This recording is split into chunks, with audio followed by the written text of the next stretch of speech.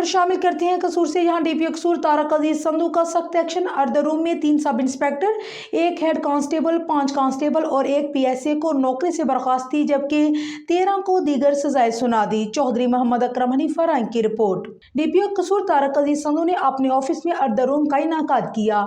अर्धर room में जिला भर से पुलिस एहलकारों ने फिजिकल और ऑनलाइन वीडियो लिंक के जरिए शिरकत की।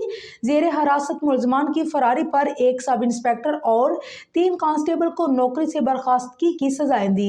शहरी को गैर कानूनी तौर पर जेर हिरासत रखने पर 1 सब इंस्पेक्टर और 1 कांस्टेबल को नौकरी से बर्खास्त की सजाएं सुना दी। इख्तियारात का नाजायज फायदा उठाने और मुलजमान के साथ साजबाज होने पर 1 सब इंस्पेक्टर और 1 हेड कांस्टेबल को नौकरी से बर्खास्त की सजाएं सुना दी। मुसलसल गैर हाजिरी पर 1 पीएससी और 1 कांस्टेबल को नौकरी से बर्खास्त कर दिया गया। नाकस कारकर्दगी पर 6 सब इंस्पेक्टर को 1 साल सर्विस जब्त की, इंक्रीमेंट स्टाफ की सजाएं सुना दी। गैर हाजिरी पर 4 कांस्टेबल को जुर्मानों और तनख्वाह की तंजली की सजाएं दी।